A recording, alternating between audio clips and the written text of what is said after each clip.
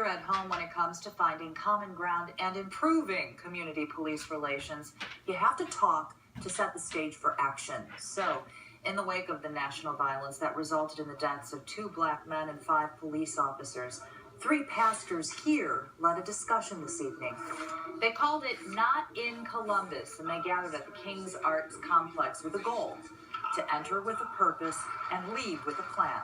We all come to the table, bring faith leaders, community leaders, state leaders, all come to the table and discuss ideas, issues, challenges that we face, and solutions to ensure that nothing like that happens in our city. In Columbus, we wanted to kind of get ahead of the problem and see what people's ideas are. I think that's one of the things that we don't do enough of in this country is listen to people. Police were there listening and talking. Chief Kim Jacobs said events like tonight's fuel an ongoing relationship. It is not a one and done conversation. Taking center stage across America is also hitting close to home. In the wake of last week's police-involved shooting deaths and the attack on officers in Dallas, tonight the community is joining forces to create change. Jessica Ralston joining us now with their plan for peace. Jess? Well, a packed meeting tonight with a goal in mind, creating unity through mutual respect with what's happened nationally. And 4 officer-involved shootings recently in Columbus, there is now a combined effort to get people talking and working together. In a packed theater, people from all walks of life having an open discussion during a divisive time. Have conversation versus confrontation. Pastors. There is a lot of hostility, a lot of fear, a lot of anger that has been going across the country.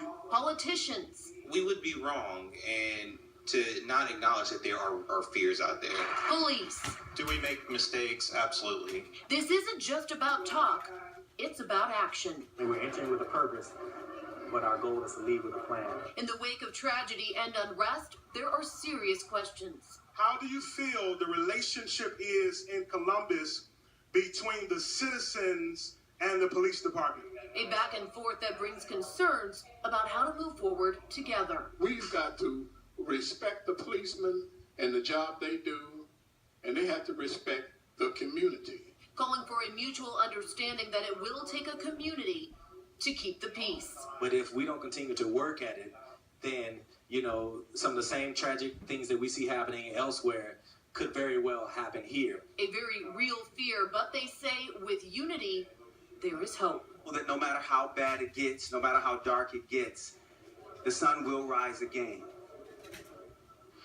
Overall, most of the people in the crowd said there is a good relationship with Columbus Police, but they do want to build a better bond. Police Chief Kim Jacobs says it's her goal to get officers so ingrained in the neighborhoods that residents know them on a first-name basis and have their phone number to call them directly if they need help. Bob?